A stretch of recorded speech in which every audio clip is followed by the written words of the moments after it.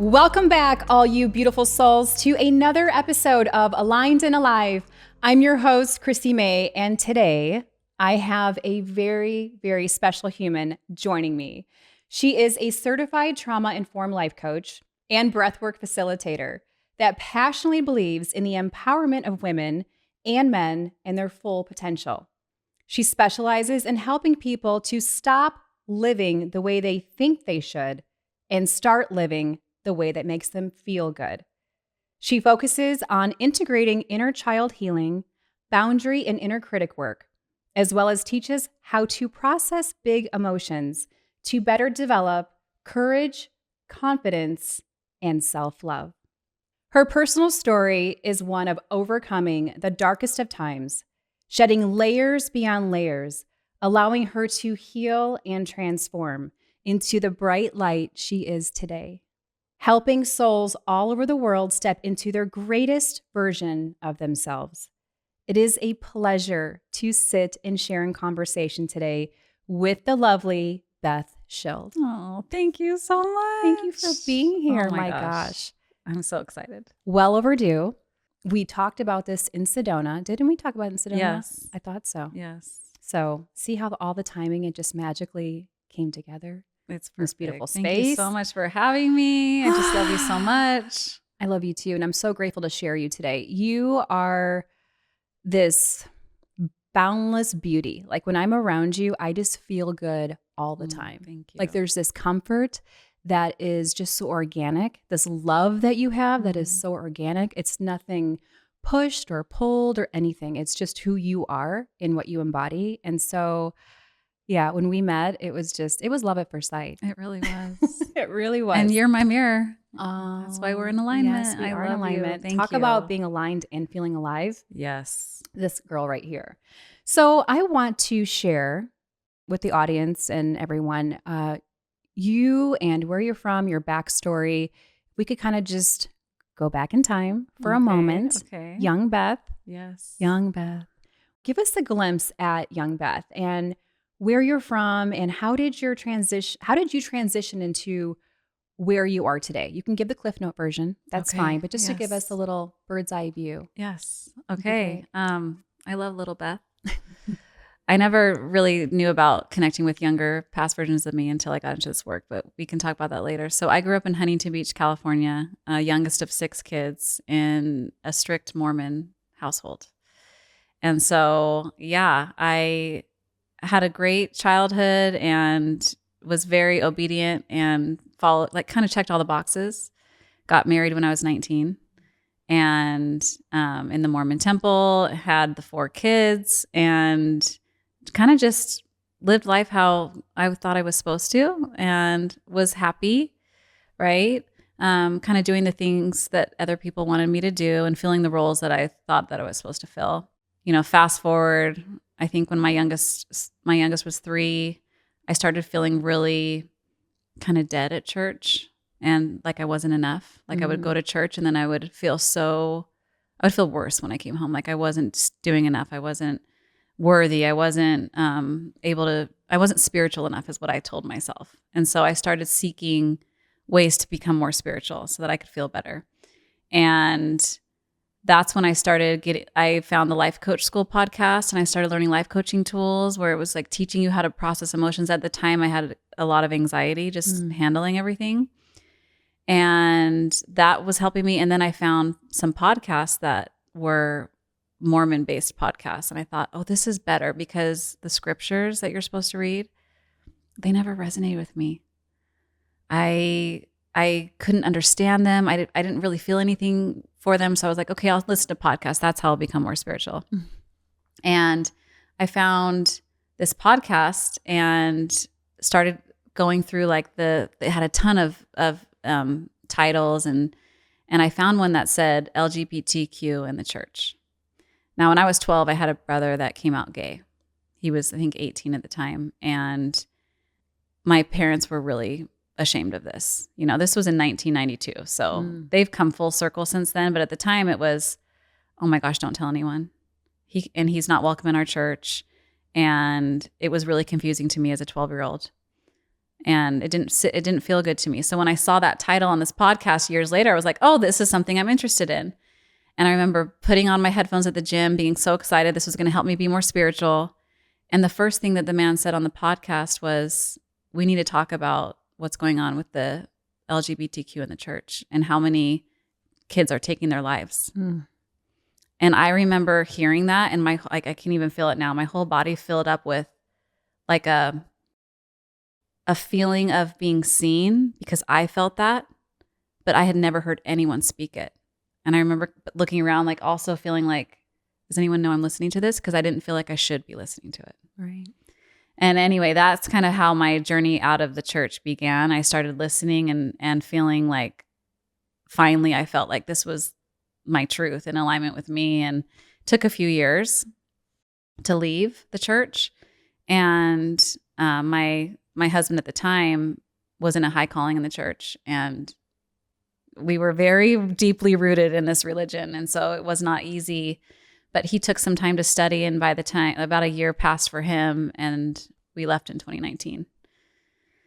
And so then after leaving the church in 2019, we kind of became the people that we really were, that weren't conditioned, weren't put in the box. Yes. And we just became different people who wanted different things with our relationship and our lives. And ultimately I ended up filing for divorce.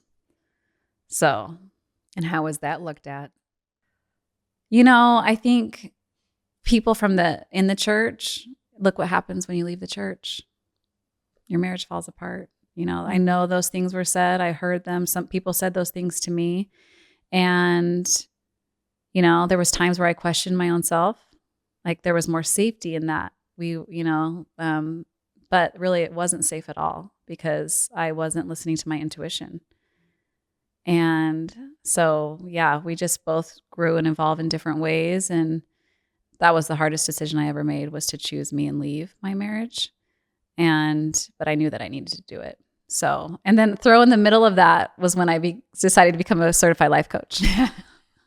But it all happened the way it was supposed to happen. Yes. And now you have this whole life behind you where you can actually lead people that are going through the same thing. Because let's be honest here for a moment. I think this is a huge topic that most people don't want to talk about, because, oh, you're being blasphemous. I was raised in a Catholic household, went to private school my whole life. And, obviously church on Sundays, the whole thing, first communion, everything you do. And then my mom saw us falling asleep in the pews. And she's like, oh my God, my kids are so bored and they're not receiving this, which we weren't. You're just reciting prayers. You're just regurgitating information. Yeah. And then we went to another non-denominational church, the Christian, and one thing I can look back on and look at, so Catholic, what you just mentioned with Mormon, and then being a Christian, the one common denominator is this constant shaming and guilt and people telling you what you should be doing. So how are we as a collective, supposed to really operate, even just being a leader in this space as a mother or a coach?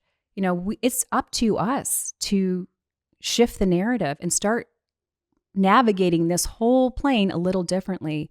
Because as you mentioned, look what it just did for you, for your entire childhood and your marriage. Luckily it turned out, in a way better light. Unfortunately, you had to go through hell to get there. And Right. So I just look at the bigger picture as we need to have better, tougher conversations around this. And I don't know, I am not denouncing that there is not a God. I'm not saying that one bit. For those people who are like, oh, Chrissy, I thought you were a Christian. I listen to you all the time. I'm not saying that. I'm saying we need to take a better look at it as a bigger picture, as a whole, and how we are bringing this into our daily lives, into our families, into our circles, our friendships, everything. Because I'm sorry, you're not leading a whatever Christian life or godly life if you're going to sit in shame and guilt and judge people all the time. We're supposed to be operating from love, from a space of kindness, compassion, and helping one another. Right. And so, yes, I would love to dive deeper in that. And just how were you able to now navigate your new norm. Like this is now your new normal life. You're a mama of 4 and how their lives shifted from that moment. Cause that's a pinnacle moment, especially as a young child to, work through that. So what does that look like now? And how, for those that are listening, maybe that are feeling your pain, gosh, I wish I had the guts to do what she just did. And it's been tugging at my heartstrings every single day to make that leap. So what does that look like? Yeah. Thanks for sharing all that. Yeah. I think it's a topic that isn't discussed enough. And for me, I wanted my kids to be able to decide for themselves what was true for them. I never got that gift. It was, this is what you should believe. This is what you should do. This is where you get married. This is the underwear that you have to wear, right? To be worthy, to be able to make it to, the highest part of heaven. And, when that's not feeling true to my heart and soul, right? It's taking that freedom away from me to choose. And so I told my kids, if you want to be Mormon, Catholic, Jewish, if you want to not be in a religion at all, it's for you to decide. I'm going to love you no matter what. And if it's different than me, it's okay. And I wanted to give that to them. And I also didn't want any of my kids, should they be LGBTQ, to think for 1 second that there was something wrong with them. I have seen so much heartache with that. And so I'm very passionate about that. My brother today has been married for over 20 years, has 2 kids, has a beautiful life. And I'm so grateful that he had the confidence in himself at that time to be able to live his soul-driven life and be able to not listen to all of the shaming, because it was bad back then, right? And so, it wasn't easy for my kids. My oldest was 13 at the time. Now she's 18. But yeah, I just try to have them turn inward. And how does that feel to you? What do you think about that?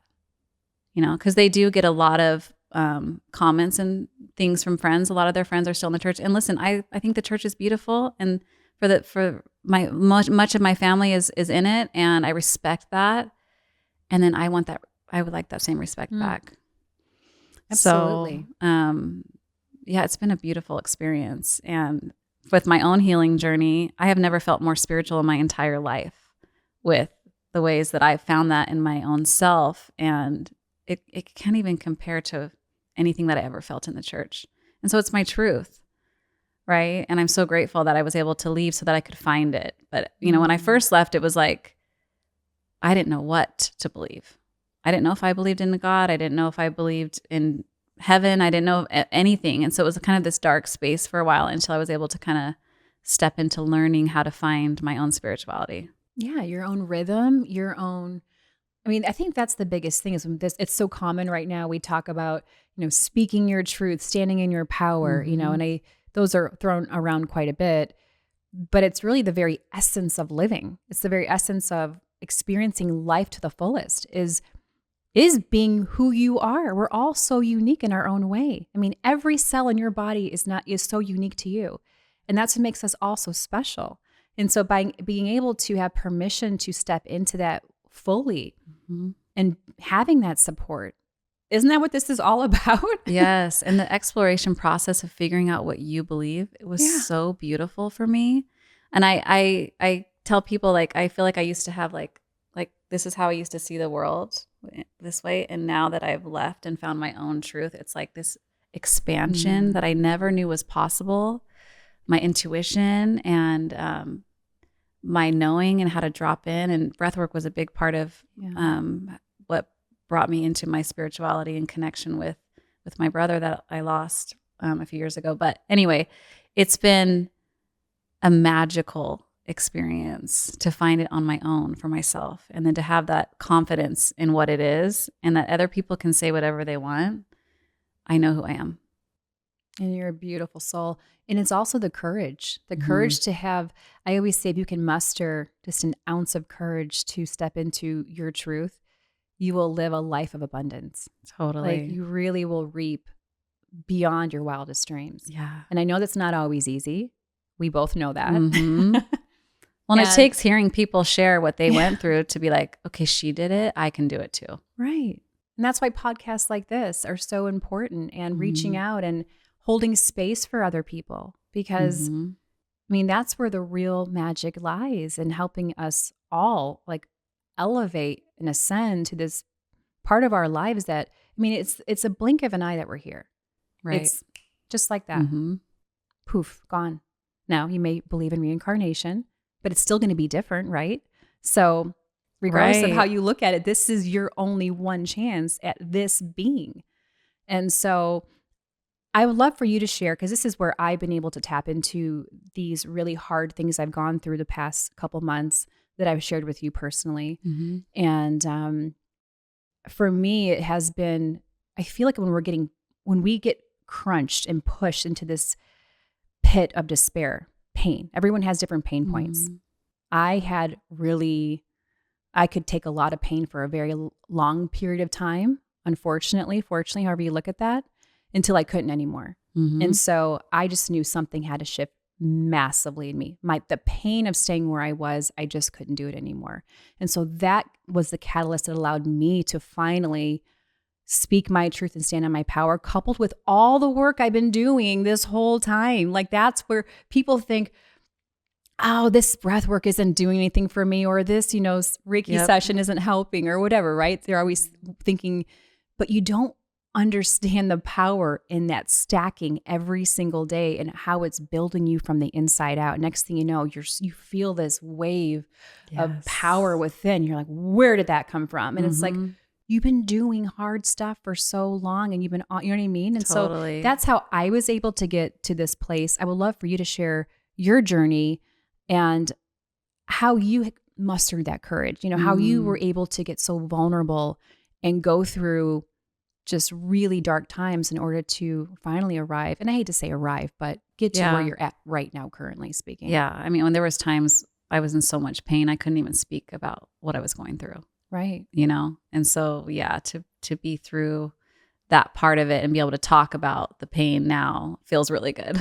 I think there was two big turning points for me, and I don't know which one you want to talk about. Was, I think we already kind of did leaving the church. And then the second one was leaving my marriage. And everyone asked me, like, how did you finally get to that decision point? Because there was some really, really hard years leading up to that decision. And I was getting ready to host my first women's retreat in Park City, Utah. There were 8 women coming there, and I was up there, and I realized that by being in my relationship still, I wasn't an emotionally safe person. And I was thinking about, it meant so much to me. It was my first retreat, hosting it. And the women that were coming, I knew what they were going through. And I knew that I had to be an example of someone who was safe, or it would be inauthentic and unjust to have these women come up there when I was in a relationship that wasn't emotionally safe. And it sounds like there's so many opportunities for me to leave for so many reasons, but that was the one that I said, I can't do this. I have to feel safe with myself. And that was the catalyst right there. And I was finally able to go and file. Isn't that wild? What just came to my mind right now as you're speaking, and I've heard you tell me this before, but this is a different feeling I'm having, that, the integrity that you felt that you needed to be in to lead women. But all those years prior, it didn't matter for you, right? And it goes back to self-love. When we don't have the self-love or self-worth or self-esteem, we'll take those, figuratively speaking, by the way, beatings, lashings, like all these horrible things that come at us. But when it involves other people, it's like they're the ones who really pave the way for us to have that permission to stand in our power and say, no, I cannot move through this next phase or chapter if I'm not in alignment with what I'm actually standing for. And I applaud you for that, because that is, I believe, a rarity nowadays with social media and so many quote unquote leaders showing up in this space as coaches, facilitators, whatever industry they're in, proclaiming they're the person to lead people. And oftentimes they're not even of integrity. They're not even living what they're preaching. And that is what I fell in love with you more than anything when I first met you, is you are so high integrity and you walk the walk, and everything you speak on, you live it. And that's not very common, unfortunately. Thank you. It is a true gift that you're giving people. I appreciate that. And I'm grateful that I was put in that position at the time to have that crossroads of making that decision. Because once I did, that's when my healing journey actually began, when I chose me. And it's just that simple. I'm laughing right now because I'm like, you and I can both laugh about this right now because it's like that aha moment. But you would think the aha moment would have taken place many years prior. Right. But it's like this? Because this is it's so scary to actually choose you when you haven't for so long. Yeah.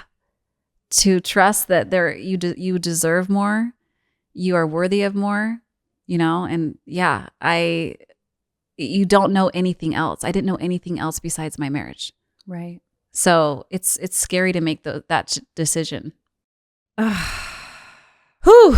Feeling that? I know. I'm like, let me just breathe real quick. You have this softness to you that is just so, I love it. You are. You make me feel like home. Aww, when I'm around you, you make me Chrissy, feel like home. I'm same serious. though. It's just, oh my gosh. I share this quote because I love it so much. And I may have shared it on another podcast because it's just something that really hits home to me. And it just kind of goes hand in hand with what we're talking about. But Brene Brown quoted, "When we have the courage to walk into our story and own it, we get to write the ending. And when we don't own our stories of failure, setbacks, and hurt, they own us." Chills. And I get chills just reading that. And I've read that 100 times. I love Brene Brown. She's amazing. Oh my gosh. I mean, and she's a powerhouse. Yes. All about reframing your story, right? And being able to, it doesn't matter what you've been through. It doesn't matter where you're at currently, but we all have that opportunity to rewrite our story at any given moment. Absolutely. And why not today, right? And why not now? And I think that's where people like you offer that safe space, that container for people to step into that. And so let's briefly talk about those women's wellness retreats that you offer and the coaching you offer, and who's your ideal person that you work with? Yeah. Yeah, the retreat, and that retreat I was speaking of, it ended up being so incredibly powerful. And I was in such a place of authenticity and vulnerability too, that I was able to support and hold space in a way that I'm so proud of. I'm so grateful. Yeah. So I work with clients one-on-one. That's my deep dive. It's a minimum of 6 months transformative coaching where we get to the root of everything. Like if you have anxiety, where did it start? And that's where we incorporate the inner child healing, or any emotion. That's where we find shame. Shame is buried so deep in so many people. It's hard to get to. And so that's a very more personal offer that I have. And I love it so much. And then once in a while, I'll launch a group coaching program. And these are still small groups. And there's so much power in being in a community of women that's safe. My groups aren't more than 8 women. And so we do a group coaching program. And then I usually end that with a retreat. So I've hosted in Sedona, in Park City. And if you can give yourself a retreat, it's where I feel the most transformation happens, the in-person energy where you're coming together, you're choosing to pour love into you. And I love my retreats because we bring a chef in and we hike and we cold plunge and do breath work. And it's just such a rest and a relief for the women. All the good stuff. And you're going to be at our Sedona retreat May 6th through the 8th. Beth's going to be there to hold space for the ladies. Maria Teresa Chavez is going to be there, and 2 days of sacred ceremony, and Beth will be there as well. So she truly is special, and I love that. I wanted to share briefly, just real quick, talk about doing the inner childhood stuff like that. I've done a lot of inner work over the years, a lot. When we were in Sedona last year, it was Beth, myself, and Allie, our friend Allie. Hi, Allie. Hi, Allie. We love you. Allie connected us too. She did. She foresaw all of this coming. And it was a very special day for me, a very special day, I think, for all of us. And the one thing, I've worked with so many people over the years, and I have to tell you, Beth brought me through a moment that was like, whoa, like I had no idea. And I'll share that briefly because I think it's really important how you can actually guide it. But so I've always picked certain people for relationships, partnerships, my entire life. And obviously I'm switching a lot of this around these days, but I always wanted to know, like, why did I do what I do, or why? And so Beth really brought me through this beautiful, seamless. I was saying stuff to you I've never told a person in my entire life, like any therapist or facilitator, but the way you were it was just like this beautiful dance that you brought me through. And she said, well, how did your mom interact with your dad? And I remember thinking, well, I grew up in a beautiful, loving family. Mom never yelled, dad never yelled. And so I'm painting this picture as I'm telling Beth of this perfect, quote unquote, perfect upbringing. And she's like, tell me more about that. I was weaving you. It was so good. It was, oh my gosh, you guys, it was seamless. I had no idea what you were doing until we were at the very end. And I went, oh my God, I am doing the same thing my mom did with my dad. Basically people pleasing, keeping the house in order, like thinking I was, right? By always serving and being quiet. Keeping the peace. Yes. Mm-hmm. And I'm like, aha. Because I'd never wanted to believe that my mom, because I love my mom so dearly, and my dad who's passed on, but I never wanted to believe anything other than just the good I saw. And it was really interesting that you brought me through that whole space. Yeah. No one has ever been able to do that. It was an honor to do it. It was so organic.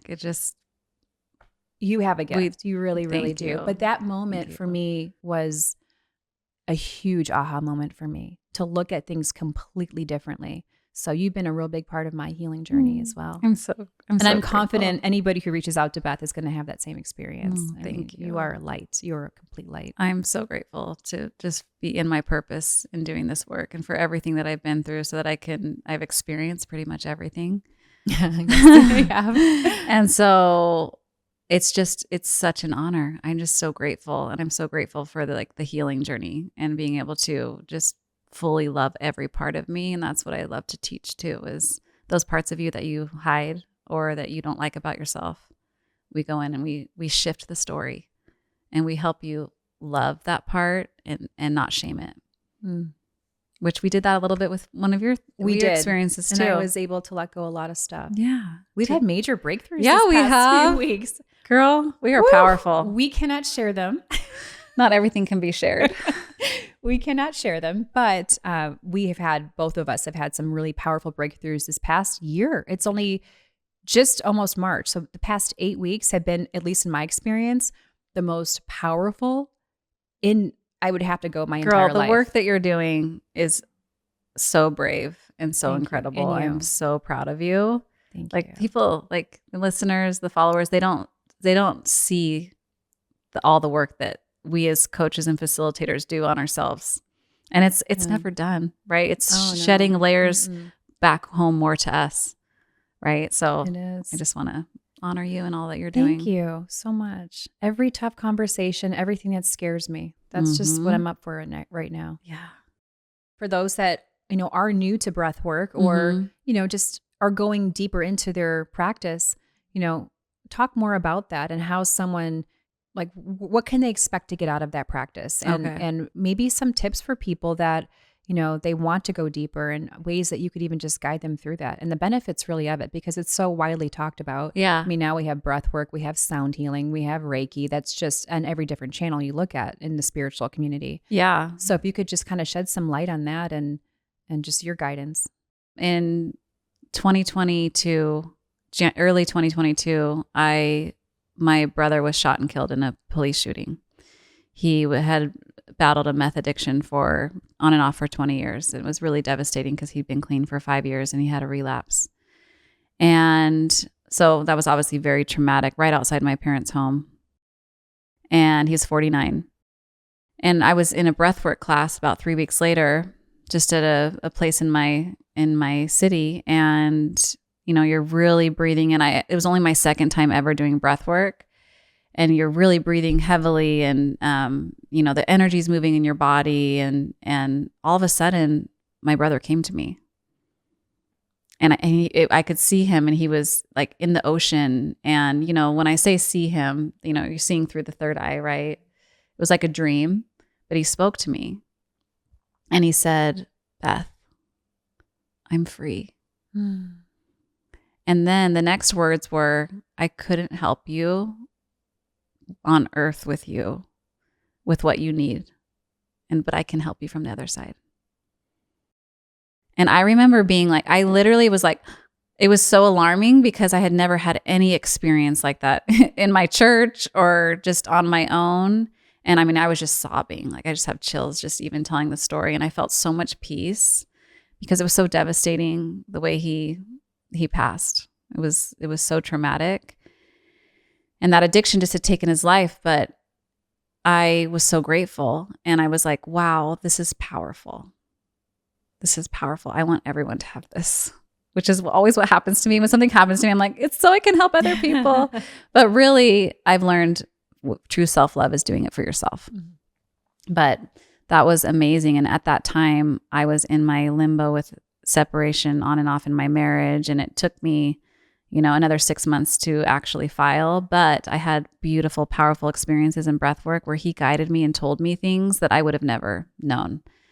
I had to do some really brave things during that time, and he was there to push me. And it wasn't just, he would be like, do it, Beth. Like I would be like, no, I can't do it. And then, so it was like actual conversations with him, and it was super powerful. And so I decided to become a breathwork facilitator to start to use that. And so breathwork, what it does is it has the ability to create new neural pathways in our brain. Right? We have the ones that are just automatically there. And it also has the power to regulate our nervous system, where so much of our stories and beliefs and trauma is held. And, you know, you can breathe into a mantra and feel that in your body and create that new neural pathway in your brain. And on the exhale, have the intention of letting go of something that isn't serving you. And it can be an old story, trauma, an emotion, doubt, anxiety, right? That's a whole nother story about processing emotions. You need to process them, but the breath work has the power to release some of the stuck energy up and out of the body. And like, it's my favorite way to release trauma and energy. Yeah. And then because I could connect with my brother, I started figuring out that I could connect with my inner child and all past versions of me, and be able to call them forward and whatever situation that they might have been in, giving them the love and compassion that they never got. So do you visualize your younger self when you are in that space, like what you looked like at 5 or 6 years old, basically? Yeah. Yeah. So I like to so what a breathwork session looks like for me is I sit with a client, depending on what they're going through. And it's like, what do you want to call in? What do you want to breathe into your body? And so it's whatever they're going through. And it's like, what do you want to let go of? And the number one things that my clients want to let go of is trying to control everything, self-doubt, right. You know, those kinds of things. And then, so I take them through about a 20-minute breathwork session, and then I take them into a meditation. This is where I bring the inner child in, or a past version. So what happens is you need that time to move energy in your body and kind of get your body into a state where that it's really hard to describe, but your body after a breathwork session feels so regulated and calm. Mm-hmm. And it's almost like you're vibrating at a frequency that you weren't at before you started. And so then after your body's just feeling so, you know, amazing, and you've let so much go, we call in like bright light. So I'll say, let's bring in that bright light 6 inches above your body. And they breathe into it. And then I have them picture that light flowing all down into the spaces that they released with healing and love. And then I say, if it resonates with you, let's call in your inner child. Or so I know them well and what they're going through. So it's like, let's call in your 18-year-old self who you've been holding so much regret for what she did. And then you just visualize what did you look like? It can also be a certain situation. You visualize what she looks like. And then you ask her, like, what do you need? And then you listen. And usually, so this is just like part work. If you know IFS, internal family systems, it's just like part work. Our parts want to talk. They've been waiting for us. They need to be nurtured. They need to be seen. And then you give that to them. I'm so sorry that happened to you. I love you.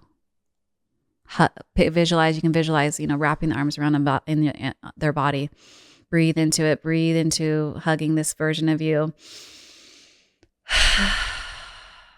Thanking them that you are who you are today because of them. It's really powerful and special. It's so powerful and special. And just watching you go through it, I'm already feeling myself in it. Yeah. And so if you think about past versions of you that didn't get what they needed, and this isn't to say like you didn't have good parents or you didn't have a good life, right? We try to diminish what we went through. If you're feeling this, it's here and it's valid. And then giving that part, making that part feel so loved and safe, letting them know that if you're triggered again, or I'll know it's you and I'm coming back for you. I'm never going to leave you alone. And then depending on the situation, if it was something really traumatic, then I'll take them and say, let's take, your 5-year-old self out of this, whatever they're in, if it's like a traumatic situation or the feeling of abandonment, let's take them to a beautiful, safe place. Right. And so it can be the mountains, it can be the beach, it can be Disneyland. Where do you want to go? And then visualize yourself taking that past version of you to that spot. Again, we're breathing with this, right? And we're feeling just so much love and light. And then letting that version know that you'll be back. And then we, I have them walk away. And then we come back, we breathe a few more breaths in, love and light and all the things. And then I have them come back to the space with me. Like they're gone. Right.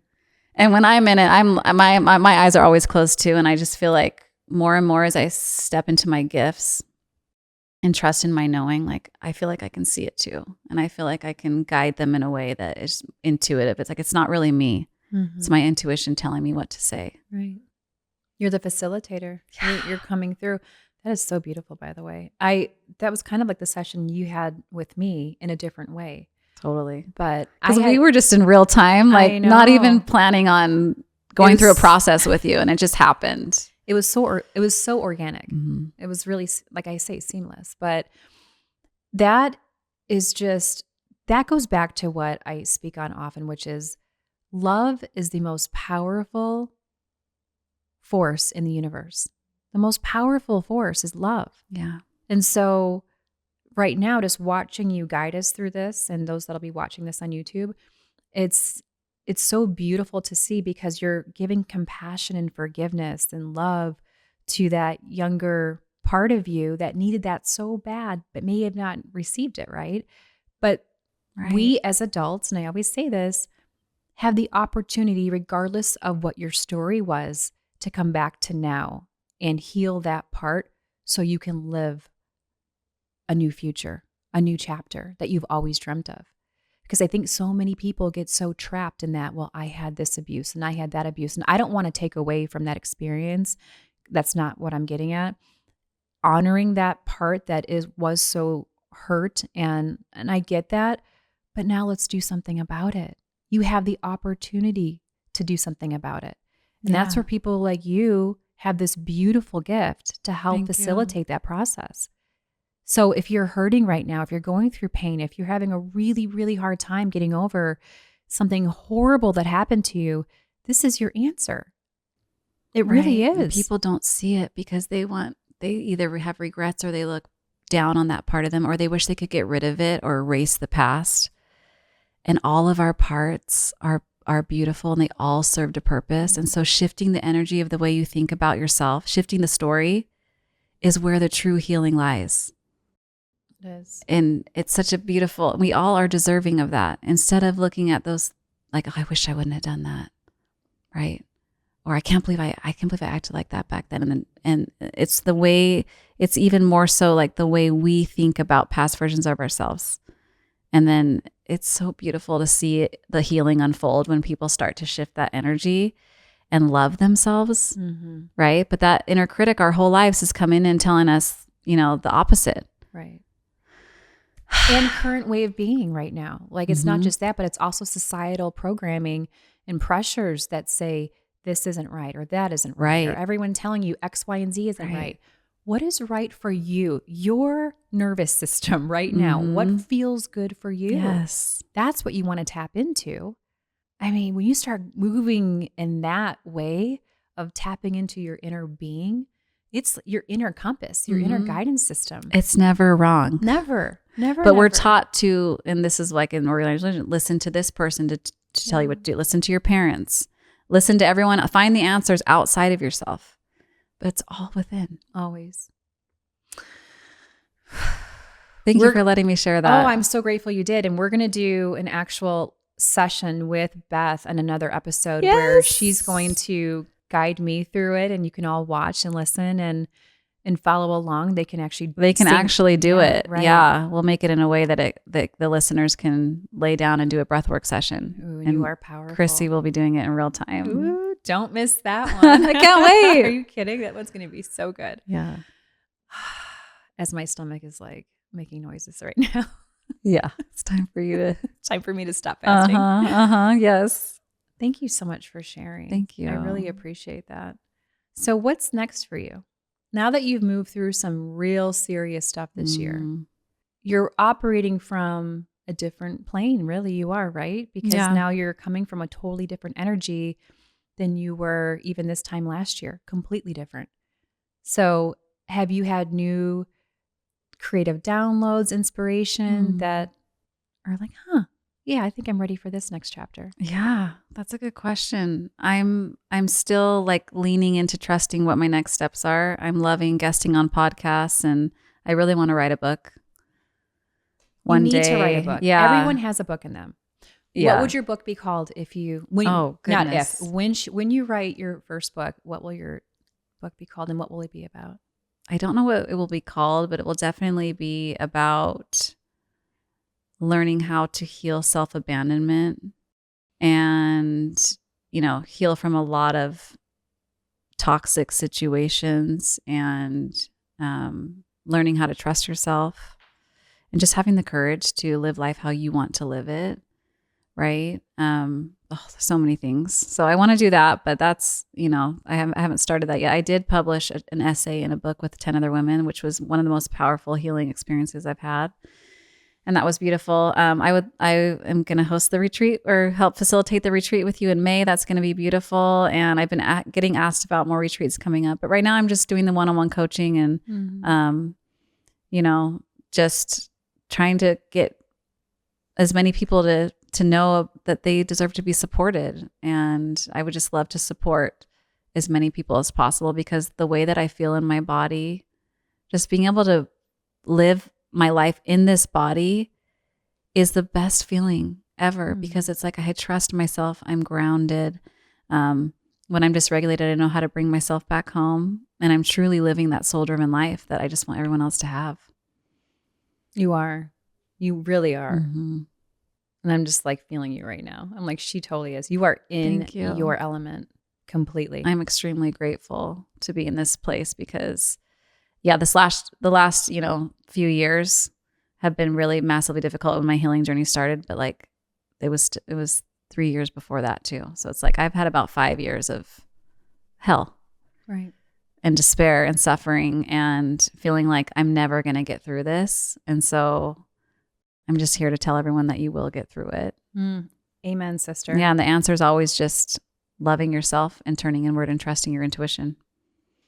And you can begin by doing breathwork sessions to open that space. Breathwork sessions, coaching. All of it. I did. So that I had a clarity breathwork session with my facilitator, Sandra Rolas, several times last year. And I think I told you my experience. It was so crazy. Like, I've been doing breathwork for 20 years, so it's not out of the norm for me. But I've never had where my fingers were becoming morphed. Titration. Yes. My upper lip got super numb. I almost felt like I was going to pass out.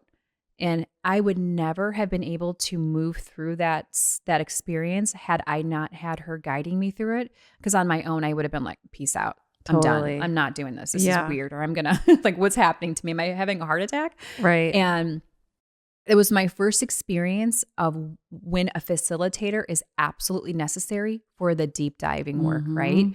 And I wanted to. I was like, whatever is stuck in my body, get it out. Like, I was like, exorcism, right? Yeah. I mean, because when you're fully committed to the process for so long, I think you get to a point where you're like, I'm done. I want this shift. I want this change, whatever it takes. I don't care. And I remember when she was guiding me, she's like, you can tell me to stop or you can come out of it. And I was like, no, I don't care what happens to me. This is coming out. So that was my first real experience of that. But why do the hands get like that? And how come the body gets, I mean, it was almost like they were all broken. Like my fingers were so. Yeah. I've been in situations where they call them lobster claws, where and my arm's just stiff, where you're so tight. It's just energy needing to move out of the body. Yeah. And when we resist it, we make it worse. So it's like, just, I mean, So- I tell my clients too, I don't do as deep somatic work because most of my breath work is through Zoom. And so I gotta be careful sometimes. You want to be there in person. So, like with just relaxing into it as much as you can and just knowing that you're moving stuck energy out of your body that doesn't want to be there. Right. And then I always like to ask it because my clients be like, I saw purple light. I saw blue. What does this mean? I was like, ask it. It's different for everyone. Right. Right. So just checking in and, with the chakras, like for a long time when I was doing breath work, it was my sacral chakra that is the identity. Yeah. No, I'm sorry. The solar plexus. Solar plexus, Yeah. The solar plexus. And it would get so hard. Like I felt like there was a rock in my chest. And it was because I was letting go and shedding the old identity that I had. It just doesn't happen overnight. Right. It takes time, but it's like there's indicators of where like, you feel tightness in your throat when you're doing breath work. Well, where have I not been using my voice? Right. So yes, you can get it out with the breath, but it's a sign and signal to teach you where you need healing. And that's where I love the power of our paying attention to our physical body in that way, because it's always telling us, it's always speaking to us. And like what you just mentioned with the throat chakra, that was my biggest blockage for so long. So many women. Yeah. Mm-hmm. And I remember thinking, this is not good. If I don't do something right now, that's going to manifest into disease in my body, because that's what it is. Mm-hmm. And you start thinking of people who've had thyroid issues or, cancer and stuff like that, right? Mm-hmm. And that's what it is, right? Yeah. So in mine for so long also was the solar plexus. Yep. And those two go hand in hand very commonly. Mm-hmm. And so, I mean, I do a lot of Reiki, as you know, but the breath work was the one for me that really did it. And it was uncomfortable, but after I was done, You felt the release. I felt like I was floating like 10 feet above the ground. I didn't know it was just pins and needles and the most amazing euphoria. And that's the other part I wanted to bring up is, it's so common right now with plant medicine ceremonies, and I'm not against them one bit, with proper integration and everything else that goes into it, as we all know. But I was taught many years ago from a shaman that you can get the same experience from doing DMT by doing certain breathwork sessions. And I was like, there's no way. Yeah, there is a way, because it happened to me. The same, because I've only had 2 ceremonies. One was mushrooms, and the other one was 5-MeO DMT. I think it's what it's called, DMT. And that second one, I remember that feeling. I was able to acquire that same feeling purely from breath work. Now, it's a different thing you're doing, right? Right. But what you just mentioned, opening up neural pathways in the brain, and just, it was completely out of body experience. And I couldn't believe that breath alone could create the same, almost identical feeling as being in a plant medicine ceremony. It's the incredible miracle of our body. Right. Breath work, you create your own DMT naturally. It's like, what? Like, how are more people not doing that? That's why, connecting with people, my brother, my grandma from the past that I had before, it's like, people might think that's crazy. It's like, no, it's legitimately happening. And I created it in my own body. It's so powerful. But we all have that power. And it's free. Gift. It is free. You don't need to go spend thousands and thousands of dollars to receive that. And that just goes to show, like, we basically use such a small, insignificant portion of our body, brain, everything, right? Like, right. The power within us, the power of our mind and everything that we have within to do really incredible stuff, we haven't even tapped into. I mean, this is just like the icing. You know what I mean? This is just teeniest Right. thing I'm that we're so glad you cracking shared open. that, because a lot of people don't know that about breath work and what you're capable of doing. And then just getting downloads, which I like to call just intuitive hits, from so much comes in breath work. You set an intention of something you want to know, you'll get the answer. It will come to you. It's so powerful. I love it. It really does. And I think my question for you is this, and I ask this question to almost everybody that is in this space. How do we know when it's accurate? Because I have had downloads that I'm like, there's no way. Like, am I making this up? Is my monkey mind making this up? And then it'll happen, several weeks later where I'll get confirmation that my download was correct. And then there's times where I have downloads that I don't see confirmation. So how can someone trust into that? Like, what is real? What is not? And, I would just love to hear your insight on I think that. it's only human. I get that sometimes too. Like, is this just what I want to happen? Is this I'm making this up in my mind? So I think there's a distinct difference between your intuition and something that's made up. Intuition is very calm and can fill your body. And the self-doubt that's coming in, that's just our natural inner critic. That's like, no, that's not going to happen for you. I truly believe if something comes in for you, it's the universe telling you that this is possible. Now, whether that's not going to happen, whether that's going to happen or not, is based off of us being able to shed the self-doubt and actually be able to step into it. I do not believe that things come into our awareness if they weren't possible. That's my own feeling. But I think the more you just trust your intuition, the more it's going to guide you. Does that make sense? It does, yeah. And if something feels chaotic and anxious, I don't feel like that's our intuition. I feel like it's more of a calm, like feeling of energy in your body. Yeah. I just posted a quote on this actually this morning, how we know what's meant for us when it comes in the form of clarity and not confusion. Exactly. And I think that's just what you just said right there. And it's so true. When we can reflect back on moments in our lives where maybe people call it either red flags or whatever that may look like, we always have an inner knowing the entire time. And I think our ego gets in the way. So that's where, going back to a breathwork practice, it's not just to check a list saying, I did my breath work for today. Right. It's truly embodying the practice so you can move through life with greater ease and flow. Yeah. Breathwork connects you back to your body. Yeah. When we're disconnected, that's when the chaos comes in. That's when the questioning comes in. That's when we start listening to other people, what they think, or trying to get external validation. That's the chaos. Well, I cannot wait for our breathwork session. I can't and for either. everyone else to join us. Yes. This is going to be fun. You know what? We should probably even do it from Sedona. If you're going to be up there, we can utilize that space and get Brianna and Danny and family to come up and they can stay for a day. Yeah. We'll talk to them. And if you've been curious about inner child healing and you've never done it before, we'll do that connection at the end in the meditative process after the breathwork session, where you can feel what that feels like after you've already gotten your body into that state. Oh my gosh, you are such a blessing. Oh, you are.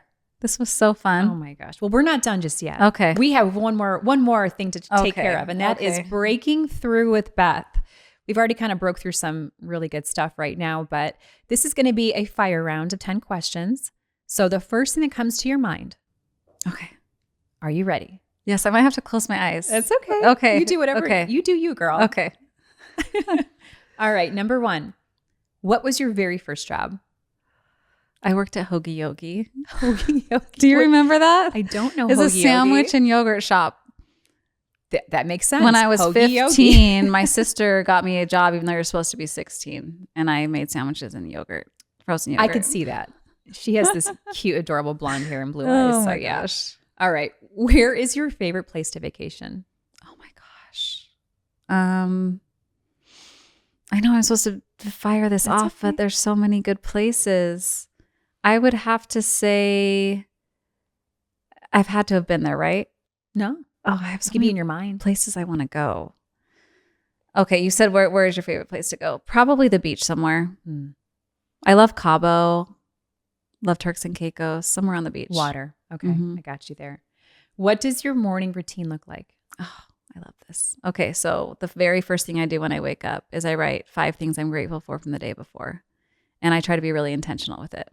And that creates new neural pathways in your brain for abundance and gratitude. And I love doing that. So that's before I look at my phone or anything. And then I do my meditative process, which includes some Kundalini yoga, breath of fire, and some chanting. Learned that in Bali. Oh, Bali is my favorite place to go. Why didn't you say that? And I'm coming with you to Bali this year. I literally had a brain freeze when you asked me that. I was like, I don't remember where I've been. It was the weirdest thing. Yeah. We're going to Bali. We're going to Bali this year. Okay. Yeah. Okay, cat's out of the bag. Beth and I are going to Bali. Yes. So that was my most magical place. But yeah, so I do the Kundalini chant, which you close your eyes, you do a chant for 11 minutes, and you gaze your eyes are closed, but you're looking into your third eye. So powerful, raises your frequency. We could do a full podcast episode on just your morning routine. Yeah. And then I love it. Yeah. So that's my morning routine. I love that. And then I try to go move my body. Kind of sounds like you already were moving your body with fire breathing, but have you done breath of fire? I have. Yeah. So powerful. It's pretty incredible. Yeah. Mm-hmm. Yeah. I love it. What is your spirit animal? Oh my gosh. Well, I have a few. Okay. The owl, like wise, having discernment, and then like a black cheetah. Girl, I can see that. Yeah. What's yours? I will share mine with you in Sedona. Okay. Because I'm going to do something on that. Awesome. Can't wait. What is the most embarrassing moment of your life so far? Okay. Should I do the first one that popped into my head? Yes. This is a Mormon story. I like it. Well, I was in Vegas. This is when I was married with a bunch of couples, and you have to wear garments when you go through the temple. So I happened to have on capri garments. Okay. White long underwear. And I was pregnant. And I was pregnant, so I didn't have a lot of pants, okay? And so I guess the night before I had taken off my pants and my garments at the same time, and the garments had stayed in the pants, but I didn't know. And so I had a clean pair of garments on. We're walking through the casino, and my friend comes behind me, and he's like, Beth, I think you have some toilet paper coming out your pants. And I start to pull on it. And because they're so long, they just keep coming, and I realize my underwear was stuck in there. It was the most embarrassing. Like they're all Mormon too, luckily, so they get it. They were laughing, but it was like a circus. You know, the circus guy pulls out the scarves. No, that's my underwear. That's a good one. I've never heard that one before. I don't think you'll ever hear it again either, probably. But yeah, that happened to me. So. Oh, that was good. This goes hand in hand with this question, but what is your superpower? My superpower is my ability to create safe space for my kids, for my clients, for people around me. I don't know anyone else that holds that better than you. I mean that. You really do. Thank you. That's why you do what you do. Mm-hmm. What qualities are important for you in a partner? Trust. I want a partner who wants to grow and evolve, and that I can be my full self around, which is my responsibility. But yeah, trust, honesty, wanting to grow, fun, playful, that loves to do breath work and retreats and all that stuff with me. I hear you on all that. Mm-hmm. How have your friendships changed as you grew and moved through new seasons of life? Wow, that's a good question. I mean, tenfold. So once I chose myself and went on my healing journey, it was like the universe literally put the most incredible women in my life. I have never experienced friendships. You're one of them. It's just like, and they just keep coming in, and where there's no competition, only full love. Like I don't owe my friends anything like I used to think that I did. They just want me to be me. And that's been probably one of the top beautiful things about living in authenticity is the friendships that come in. I'm right there with you too. Gosh, you're speaking my language today. What is your proudest accomplishment personally or professionally? I think learning how to truly love myself. And like I thought, people say, I love myself. It's like I had no idea what that feeling was like until I did the deep inner work to choose myself and then heal. It's indescribable. It's the most amazing feeling ever. Is there anything we haven't covered that you want to say before we wrap this episode? I don't think so. We talked about a lot of things, and we planned our next breathwork session. Our next breathwork session. We already planned Bali. Well, we already had that planned, but yeah. Retreat in Sedona. Yeah, retreat in Sedona. Yeah. It's just another, let's keep rolling through it. I love it, girl. I'm so grateful that we are aligned and that we get to do this work together and support each other and just be each other's biggest cheerleaders. It is the most powerful feeling to share this life with women like you. For the longest time, I've had a lot of friendships, right? We all do, right? But I had so many groups of friends that it was just empty. You know, that's the best way I can describe it. And it's not to say bad people, it has nothing to do with that. You know, it's where we're at along our journey, exactly. right? It's where we were at. And there's nothing wrong with that. But I can say in full transparency that doing the work and doing what we do on a daily basis brings about these experiences constantly, like a revolving door, where you almost feel like, whoa, what's going on here? Is this even real? Totally.